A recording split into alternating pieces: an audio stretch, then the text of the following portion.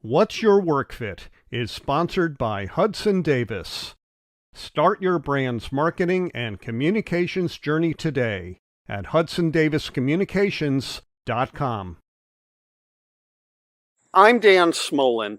I built a successful executive career in marketing and communications before becoming a top headhunter and founding my own executive search firm. Now get this, every day, mainstream media runs stories in which old school bosses and thought leaders frame your work and workplace issues in ways that are often divisive and unmeaningful. And that's just crazy. The time has come for you to answer the question, what's your work fit? So that your work and career fit who you are, how you want to live, and what you want your lasting contributions to be. What's your work fit? It answers your questions and tackles the issues that keep you up at night about advancing your career in this time of workplace revolution. So let's get started.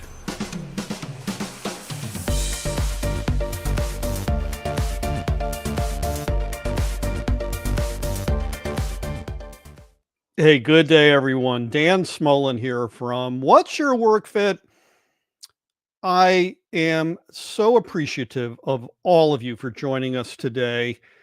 We could not have begun to build a movement of people looking to create a work fit for themselves, doing work that's a wonderful part of a day, doing other meaningful things. And as I've often said, not the all-consuming time suck of a day. I am happy to celebrate episode 250. Now, I have not done 250 episodes of What's Your Work Fit. That's 250 episodes of podcast material that I've done since the summer of 2016. And that first episode in 2016 was, by definition, pretty ugly. It was good, but it is not as good as the programming we're doing now, and that I am so proud of. And again, I could not do it without your support. And to that end, if you haven't done so already, subscribe to us on any one of these platforms. You can find us at What's Your Work Fit on LinkedIn. You can find us on Facebook Live. And we also have a What's Your Work Fit YouTube channel, which is growing quite a bit. Oh, one other thing, and this is really important. If you like the programming that you get from What's Your Work Fit, please tell 5 of your friends to subscribe to us. This is how we build a movement.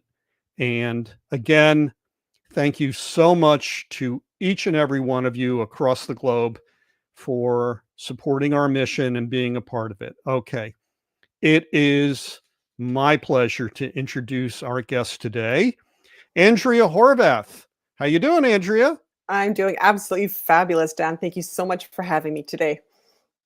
Well, we're off to an absolutely fabulous start then. Let me tell you a little bit about Andrea. Andrea helps, I love this, badass, heart-centered, conscious women to create and transition to soul-aligned careers and businesses. Well, you're the perfect guest for our show today, and I'm going to pivot into the question that our viewer Kelly asks you. Hey, Kelly, thank you so much. Tell you a little bit about Kelly, Andrea. She is a recent cast-off from corporate life who, instead of pursuing another corporate management assignment, which easily she could have gotten and done, instead she has opted to become a startup entrepreneur. She is bolstered by the fact that so many women in the post-pandemic age have indeed pivoted to startup life, but she doesn't want to live just on the thrill of starting and scaling any new business, and definitely not getting an Arby's franchise, because that doesn't always turn out well. So Kelly wants to establish a brand that fulfills a noble purpose, a business that is, as you described, soul aligned. So Kelly asks, how do I build a soul-aligned startup? Let's get her started, Andrea. How can she do that? It's a great question.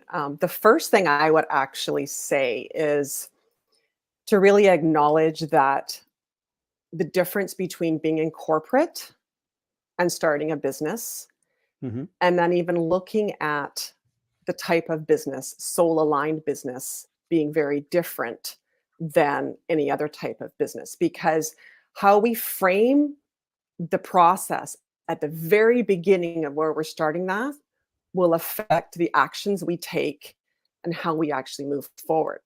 Mhm. So I'll break that down for you a little bit. So first of all, to acknowledge what actually brings success in the corporate world is often actually in direct conflict to what will bring you success in building a soul aligned business. This is something I see often. People fall into the trap of like, well, okay, I made it successful in corporate. I'll just take everything I learned and bring it on over. And unfortunately, it doesn't work. It's a very different way of doing things. So it's first of all acknowledging that there's going to be different things you have to do and different ways to approach things that you might not see when you first start off. So, let me get to a first slide. I want to kind of set parameters here for people that haven't given a lot of thought to the idea of switching out of a day job, if you will, into something where they're literally their own boss, responsible for their own P&L development.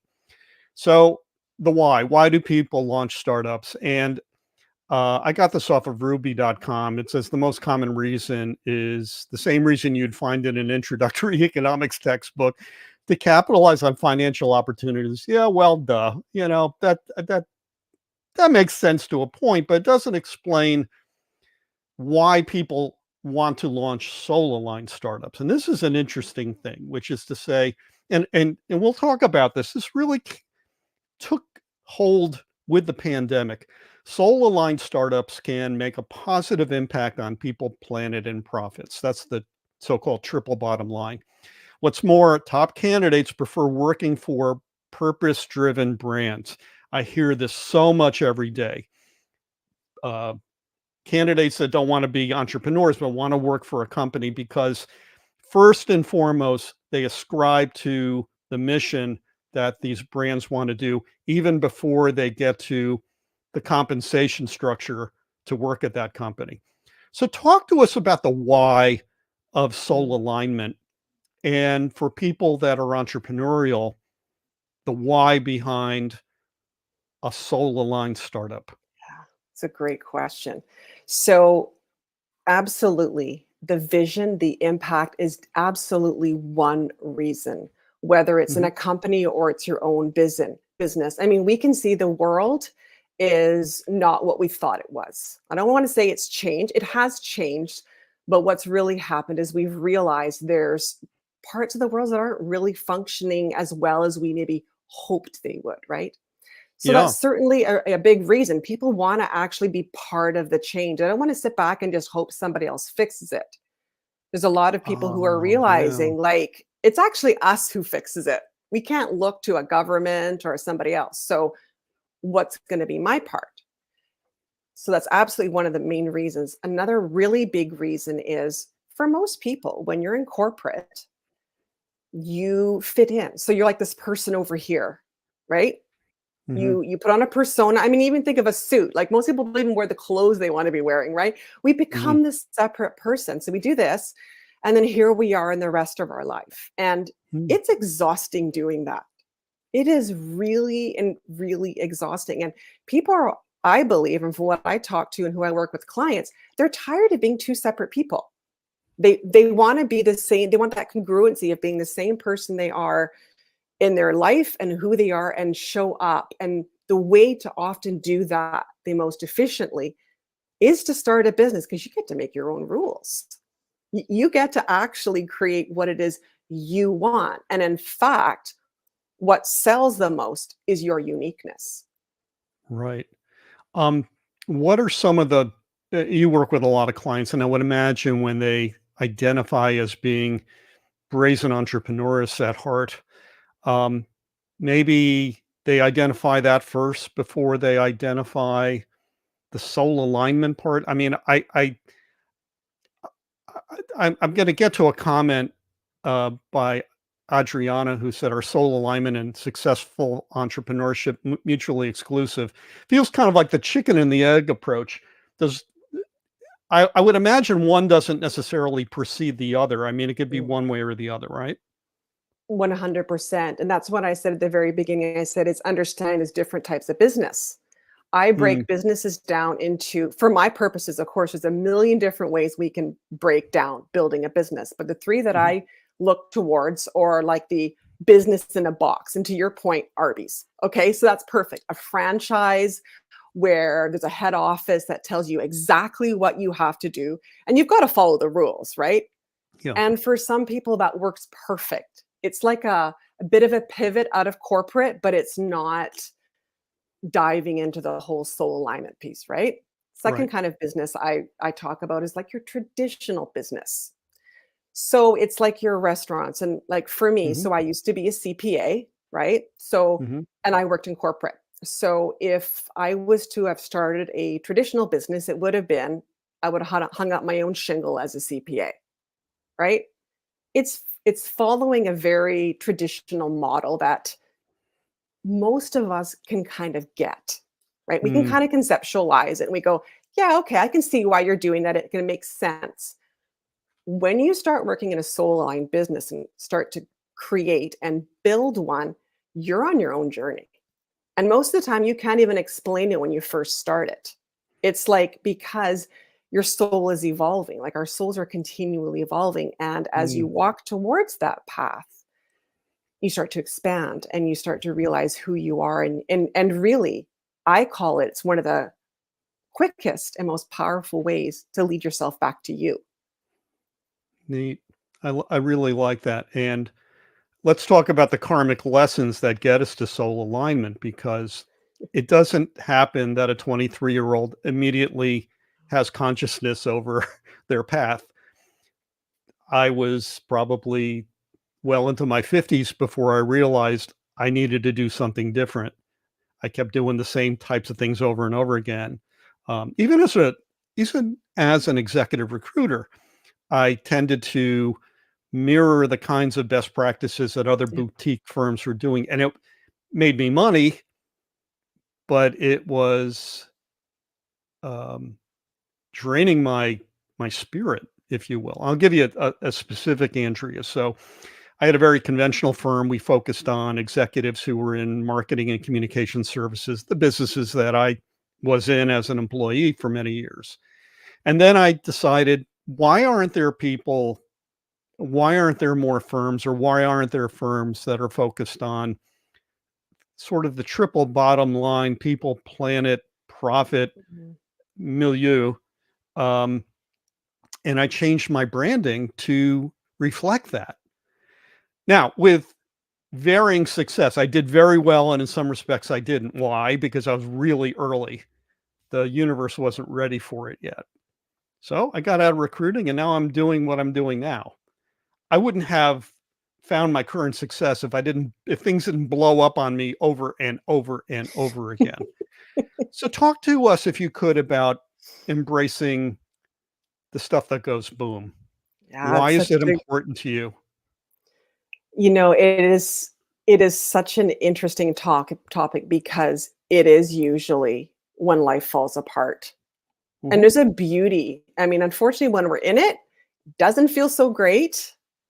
However, when we reach that proverbial rock bottom where things keep going wrong, we get to a point where like, wow, okay, what I'm doing isn't working anymore. What happens is we actually open up to possibilities that we just weren't open to before because we've reached that certain sort of level of desperation.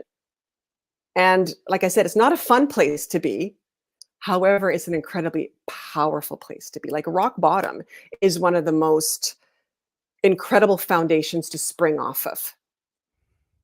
And although we don't want to get there and we hope we don't get there, there is power in that. And I think there was something else that you said that was so important. The consciousness on the planet wasn't ready for you then. The No. consciousness, people are ready for it now. And honestly, that shift is from what I can see, really the last year, to be truthful. I mean, it started really with the pandemic, but it's been an Mhm. evolution. But honestly, and even this year in 2024, the readiness of people to they're opening up. They're going, I'm just tired of being on the hamster wheel. Like, what's the Mm, point of this? I'm doing the same thing over and over, trying to get a different result because this is what I've been taught, right? We've been taught this. mhm. This is how you become successful. And when Before you don't yeah, feel it, right? You don't feel successful. So what's the point? no. No, because as we said before I hit the live button, sometimes our frame of success is not our own, but those that are placed upon us by our higher ups. And it's a very difficult lesson to unlearn that that's not actually success. That's spackling. it's it's it's calling something a grapefruit when it's a cantaloupe or something. I don't know. It's not real. It's not genuine. I want to get to M's comment. Hey M, um, she asks, where are most women finding inspiration for solo line startups? This kind of gets to the point you were just making. Is it mostly from encountering problems in real life? And I don't know if it was Mrs. Fields Cookies. I think she had an interesting story. Well, boy, that brand got built up into something huge, but it started really small. And so I want to talk about that because I think Mhm. for a lot of entrepreneurs, especially in the experience that I had watching startup entrepreneurs get on bended knee to ask others for money, friends and family, is that where's the scale path? How quickly are you going to reach your number that I can exit out of this and invest in something else? The problem with that is that the world is changing so much now that it's often better to start really, really small and gradually, really slowly, and bang out the problems before they become full-blown crises in your business model. What are your thoughts on that? I agree with that statement. A lot Mhm, of people are in a rush. You are far better to build a solid foundation. Because what happens is, I mean, I could go into a whole conversation about this is probably not the time and space, but your nervous system also won't handle it very well. Like if you mm, start to do this and build and build and build, you're gonna actually it's gonna implode because we're not ready for it yet.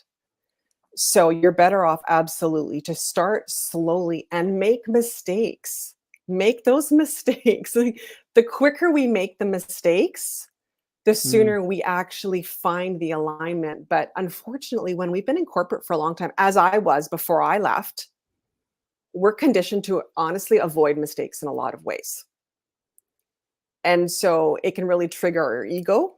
It can trigger a lot of survival instincts because in corporate, let's face it, if you make a lot of mistakes, you're probably the first one out the door, right? When right. layoffs are coming along. And so you go into this new arena. And this is what I said at the very beginning when I said we've got to actually acknowledge that what may have brought someone success in corporate Mhm, probably isn't going to translate over. So it's making those mistakes and then going, what did I learn from it? Because that's the key, and it's not get stuck. The sooner you can learn from your mistakes, pivot, realign, the stronger your foundation will be. And I mean, the faster you will grow, but it will be a more solid growth rather than just flying out there, right? I know that you deal mostly with clients who are women, Mhm. but as said in the tee up when I started promoting this episode, it's really for this Yeah, conversation's for anyone who's 100%. got an entrepreneurial spirit. Hey, Joe, he says, I've got a couple of ideas for a startup, but I don't know if they are viable. So he's asking, how do I test the waters to see if they Yeah. have in them potential? What are your thoughts Talk on that? talk to people. So, It's so for somebody who doesn't come out of corporate, I mean, I'm thinking about my daughter. My daughter is the sweetest person in the world, but she's afraid of offending. How do you get over that and get people to respond to you with their truth so that well, that's not a great idea, but have you considered doing this to make it better? so it's really in the way you frame it. So if you go to someone and you say, "I've got this idea, I wanna do this, this, this, and this, and this," Yeah. it can set you up a little bit for somebody may like you said, not necessarily feeling like giving you the honest opinion might not feel comfortable for them, right? Mhm. So instead, what we can do is ask questions. So it's really about almost having like an informational, like it's really market research. When it comes right down to it, it's market research.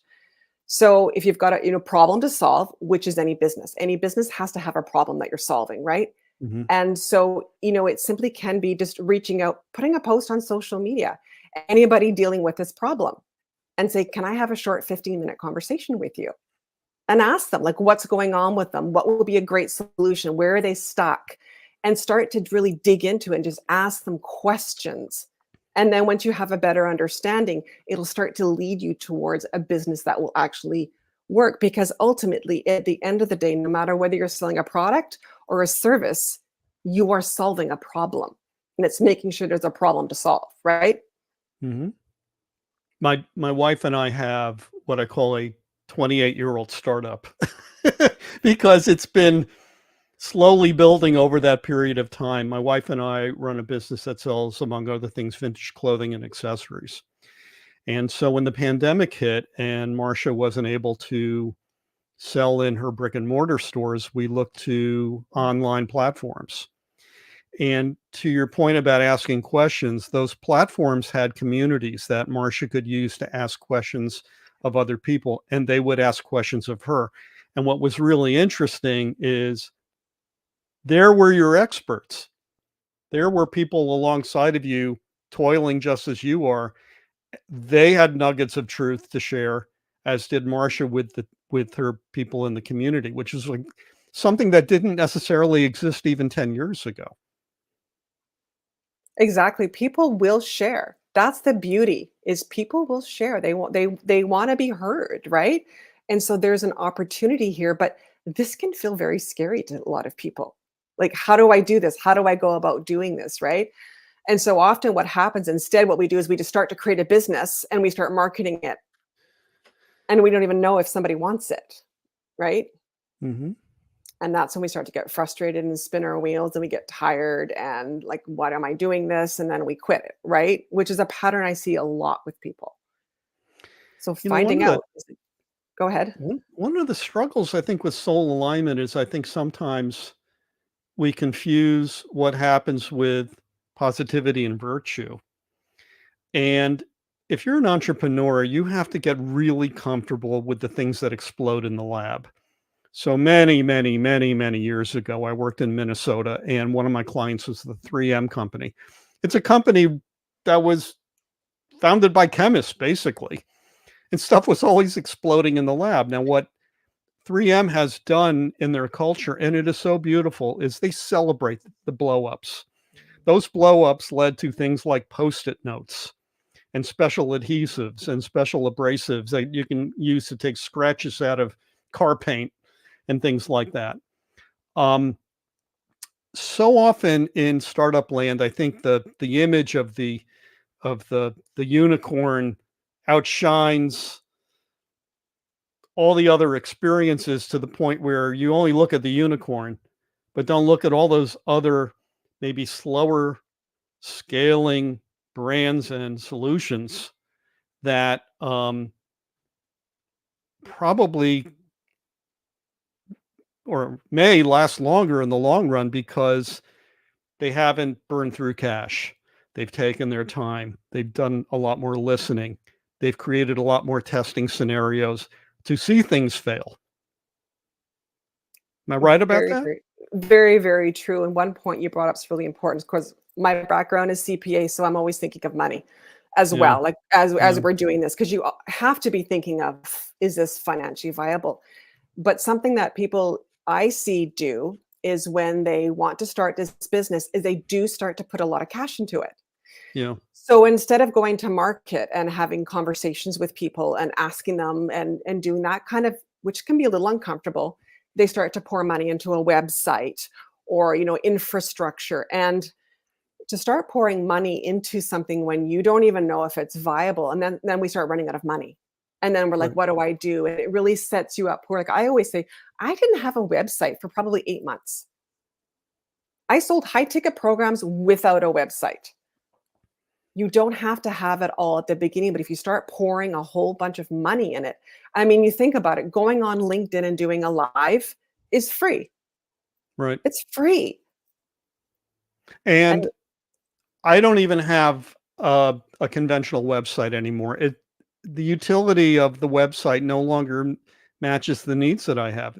It also the upkeep on it was really expensive. And that's another thing too. If you're a pre-operational startup, you can't spend any money. You have to have some revenue coming in to offset, at least offset the expense so that you're neutral, at least, but better off to have forward cash flow. well, yes, what I would qualify and say, first of all, you're also better to have a little bit of a cushion. I'm always Mhm. going to say that, like, have some. Start saving. If you deciding that you want to do this, and say you do want to exit corporate, Yeah. start looking at your expenses. Start looking at everything you're doing, just so you can Mhm. start to build a little bit of a cash reserve. I mean, that's certainly what I did, right? I mean, Mhm. I did that. I knew I was going to be leaving corporate at some point. But the other part of that is it is difficult to start it without spending some money. However, be really wise about how you spend it. So, like we were talking about, a website probably isn't the best way. First of all, I mean, if you're selling a product, it's going to have to be fairly early. I would imagine if you're doing like an online, um, but support and help. This is one of the other pieces. It's like if you've never done a solo line business before, how do you navigate it? Right? Well, yes, and if you were the type of person who old school responds to the visuals of success. I'll give you an example. I knew somebody who started a service business, and within a year and a half, she outgrew the office in her home, but she ended up getting, this is many, many years ago, a very expensive leasehold, which I didn't quite understand because in our line of in the line of work that this person was in, they were on the phone all the time. They didn't have to Mm. necessarily be face to face with somebody. They could have easily gotten on that. Well, they didn't have Zoom then, but they did have video conferencing that they could have done to, if they needed to connect with a candidate or connect with a client, and not have to expend money on bringing people in or flying out to a location or whatever. But this person went out and bought expensive furniture and expensive carpeting and everything. And the moral of the story is that um, a big economic downturn happened, and she could no longer afford that leasehold. And it was crushing that Mm. she had to go find something cheaper and ultimately went back into her home. And so you really have to understand, um, you talk about the website. Yes, some people need to have one. But even now, the cost of a lot of these things are so cheap because you can do a lot of the work yourselves and come up with something that's really nice looking and very functional. And oh, by the way, you and I are both on live shows every week. Those are, you know, those can be cheaply done. When I say cheaply done, I mean they can look nice, but you don't have to have a big production Exactly. budget to do it anymore. No. So the game has changed in that respect. And I agree with you. There are some things that you're going to have to spend out, but you really do need to think out what's the probability that I'm going to have enough book of business to carry me through. The probability part is very, very important. You know, do you have enough of a cash reserve? And do you have enough in a pipeline to make something like that happen, even if it's on a very small scale? But at least you're going in the right direction and you can scaffold on top of that. Absolutely, absolutely. And I think, like I said, focusing on very consciously where am I putting the money. And a lot of this does come from leaving corporate because if you think about it, that's what corporate does. If Hmm. it's doing something new, it gets a new office, it gets a new building, it builds all the infrastructure. Right. And so if you're coming out of corporate, that could be a natural reflex to do all those things. It could just be like that's Yes. what you do, right? And there is such a switch going from corporate that we don't see it all the time because it's just instinct. Like this is just we've seen it so many times. We just go into it without even thinking, should we be doing this? with the many people that you've spoken with and worked with, what's the most dramatic pivot of somebody in a traditional corporate setting? I mean, you were a CPA. That's pretty traditional. I don't know what kind. It's probably me. Right. But I would imagine you might work with people that have advanced business degrees. They have been in a silo in a big company managing a big book of business, and then they say to you, I want to do something different. What is the most dramatic different that you've seen, Andrea? It's a really interesting question. And Mm, the reason why I hesitate on it, mine by optics probably is the biggest, being a CPA in corporate to being a self-employed coach in terms of optics. But the reason why I say it's hard to say is because once I know somebody, mhm, it's not dramatic because it's so obvious that what they were doing before wasn't in alignment with them. So it right. doesn't feel dramatic. I would say most people do less of a step than what I did. I've got one client right now, she is, hers is probably more dramatic. She's very connected spiritually. She's going from a very, very corporate to very, very spiritual. She's just doing that right now. So that's often the biggest one when you go like that kind of a swing, very logical, linear. That's a big one. And it's happening more and more though, right? But once I work with someone, it doesn't feel big because it's like, yeah, you were like so not meant to be over there. Like, it's just like so obvious, which is really cool though, because when you see it, you see it. Not necessarily dramatic, but I'm sure in Canada too, like we see here in the United States, um, the ability to launch a successful online business, and I'll be specific, like what my wife does, selling merchandise, has never been easier. Now my wife still has brick and mortar shops that kind of balance out the portfolio. But again, during the pandemic, I mean, there was 3 years that people weren't out shopping, but they were online.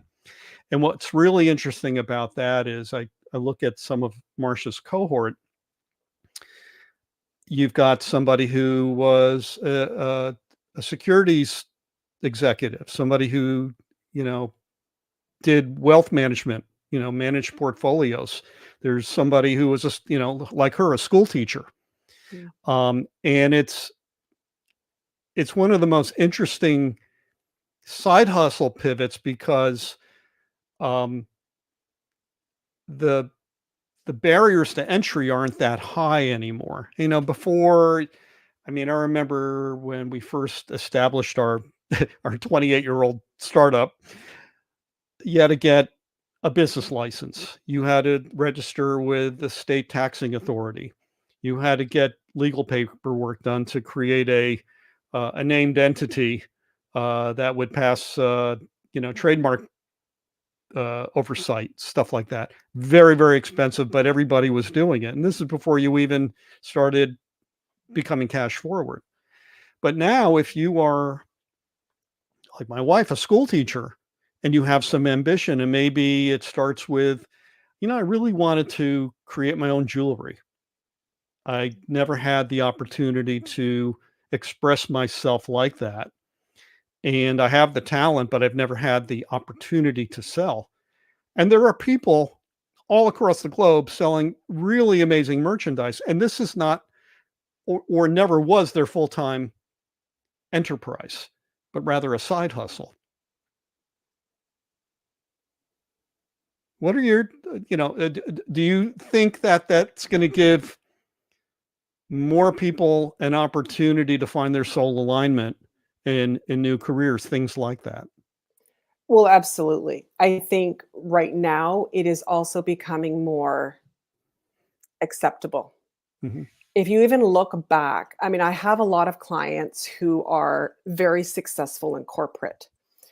And something that always comes up is what if my employer finds out? And then you Ooh, think about it, that was much a thinking process years ago. It's changing now as well. And I always say to my clients, I say, well, you know what? Like, whatever happens, like, you have to make the decision on how much you feel comfortable sharing with your employer and not sharing with your employer. Mm, Obviously, you have to be mindful of any conflict of interest, agreement, anything you've signed. However, we're in different times right now where companies, we're becoming more open and like, company doesn't own you. right. Some of them think they do, like, right? But the ability to really do this, not only like what you talk about logistically, technically, and all these other steps, but also we're becoming more of a culture who's going, yeah, we don't sell ourselves to a company and give all our time away. We actually Mm, can do something else. And I always say, like, plan for the worst. If you're starting a company and you're worried about your employer, for one thing, it's going to stop you. It's actually mhm. subconsciously, it's going to block you. So that does need to be dealt with, right? Because the opportunity is there. I've got one client right now. She actually messaged me this week. She's a cool story. She's probably one of the more dramatic ones. So she used to live in Canada. And actually, by the way, 90% of my clients are American, not Canadian, which is interesting in of itself. I think Interesting. perhaps the US is a little more moving forward that than Canada is. But she's in Canada. And so she lived in the prairies, sort of a colder part, as a biologist. Yeah. And she messaged me, I got goosebumps as I say this, she messaged me last week. She's now a copywriter living in Australia, and she Wow. wanted to go somewhere where there was a beach, and she sent me a message, and she's like, "Andrea, this was like," 'cause I do a visualization exercise with my clients. She's like, "This was my visualization." So the opportunity for her to be able to not only to start this company on the side, and she worked with me a year and a half ago. And she's already across the continent, just the ability to even like move, because it's also about creating a life that you want. Yes, it's about creating a business, but what kind of life do you want? And that's a question most of us didn't ask ourselves when we picked our first careers or our second careers or whatever it is. We just did what we thought we were supposed to do, right? That is so interesting. Um, and why don't we think that way? Because we don't think we have the permission to dream. Yep. I've long said that, when we're little kids, we just are unencumbered and we think visually and we dream. And even the idea of work, it doesn't matter what you say you wanted to do when you were 5 years old. What mattered is you visualize yourself in full bliss, so happy doing whatever it was you were doing, right? And then as we got older, and especially in middle school, well, especially in the United States, because we're testing so much, the fun went away and the exploration went away to the point where, excuse me, um, as young people approach their college years, they're more focused on getting into the right school and taking all the right advanced placement courses. And oh, by the way, rendering themselves mentally ill because they're so full of anxiety and dread. We carry that forward into our adult years, and I would imagine to the point where some of your clients don't recognize that they have permission to dream. So I want you to talk to us a little bit about the visualization exercise that you employ, because I've not heard that before with other consultants. What does it do? What does it unlock?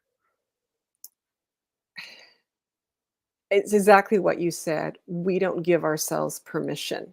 There is a lot of shame and conditioning that says in our world, like, we're just meant to fit in, right? So, I mean, literally, I go through an exercise where they close their eyes and we do a lot of like pre work up to this, Mhm. like, breathing, and you really connect to yourself. And then what I do is I literally walk them through a day in their ideal life. And I'm Ooh. always amazed at what comes out. So I walk them through it and they just sit and they just absorb it. And just like, ask them questions and I walk them through this. And then at the end, we have a discussion about it, like, what did it look Mm, like? Because when you give yourself permission to dream, you see really clearly what it is you truly, truly want. And then once you have that image, I have a vision board that I did in 2012 of a woman on a beach with a laptop. I had no idea at that time how I was going to create an online business in 2012. I was a CPA, a single parent with two small kids. How in Mm. the world am I going to do this? But damn it, that photo had stayed on my vision board. But until we give ourselves permission to see it, and here's the other part, feel it. Well, We've got to feel, what would it be like? I know the western side of Aruba has great Wi-Fi, so I'm just picturing you there on the beach with your laptop and your sunglasses, having a Mai Tai or something. A lot of people are inspired by similar types of dreams, I would think, to be liberated. Yes. I could go on about this for an hour, I think, because that is really what this is. When you do the work, and then when we talked Mhm. about the beginning, you're two different people. Mhm. This is the cause of a lot of stress in people's lives. This two people thing. I'm one person over here and I'm one person over here. You don't realize it, and I can say this from experience because I also didn't realize it, but people don't realize the amount of pressure and work that is until you're not doing it anymore, and it feels like shackles have been taken off. Freedom, yeah, absolutely, Emily. It's really true. It's like we've been completely liberated. I get to just be me, and I get to just pick. Like, I get to pick. Yeah, you do. You get to pick. You get to pick. I'm laughing at Coat Hanger Man here. I think this is Jeff Walliner who writes, I love vision boards and having them in our sight for my desk. Yeah, It helps me focus when I'm going off the rails with stupid details. Bravo, Jeff. love that. Um, so this has been a lot of fun. I just want to add one more comment, and that comes from Anne, and I love this. The idea: start small, start ugly. When I started in podcasting, start ugly was the mantra. Just get started. Okay, you're going to sound like a total dork. That's Right? okay. But you got started, and what did you do right? And what can we learn from? Yeah. Um, that just so. Oh, it's Nina. Nina Fareep. Okay, so Nina Fareep is somebody I'm going to introduce you to. Nina Fareep is one of my dearest friends. She is really an object lesson for success in this area. I mean, Mhm. she really set a stake out to create her own business, which I think is soul aligned. And among the many things she does, along with being a video producer, is taking the most astonishingly gorgeous photography I've ever seen. Cool. And she's from the Swiss Alps, and so we were talking a lot about how she could take pictures of the night sky without light pollution. Oh my gosh, can you imagine? Thanks, Nina. I really appreciate it. This has been so much fun, and we've kind of gotten to the end of this, Andrea. But I would love to have you back at some future point to continue this conversation. But before we move on, I wanted to give you an opportunity to point our listeners and viewers to your social media. How can they learn more about you, and how can they get in touch with you? Well, my website is a great spot. It is a small website. We had a whole conversation at website, but it's andreahorvath.com. The place on social media I am most is here on LinkedIn. Absolutely. So connect with me. Absolutely. Would love to connect with any of you who are on here, ask me questions. I do have a YouTube channel, so I can always direct you there, but ask me any questions. I mean, I'm here to help and support. I've been down this path. I know what it's like. And yeah, I'm here to help, anybody who wants the help to get you to that place of being really, really joyful and aligned. Well, we've come to the end of the show, and this is where I ask my guests the burning question: what's your work fit? So here we Yeah. go, Andrea. What attribute One. condi- well, let me finish. What attribute, condition, experience, place, or state of mind makes work a wonderful part of your day, doing many wonderful and meaningful things, and not the all consuming time suck of a day. What's your work fit, Andrea? Freedom. Oof. Talk to me about that. Freedom and all. I'm a huge fan of freedom. So freedom to express myself, freedom creatively, freedom to work as many hours as I want, freedom to work with who I want, freedom to work where I want. That's super important for me. So you can see where corporate didn't fit me. Nor I. I'm a proud corporate escapee. Me too. This has been absolutely delightful. I mean it. I hope we can get you back on Yeah, at some future point. Um, I'm so fascinated by your journey. And what's really neat about it is I've never heard any journey like it before. It's yours and it's beautiful. And thank thank you you. for sharing with us the work that you're doing for yourself and for your clients. Thank you so much. And thank you for having me on. And thanks everybody for questions and comments. I so appreciate it. My pleasure. Take care. Bye.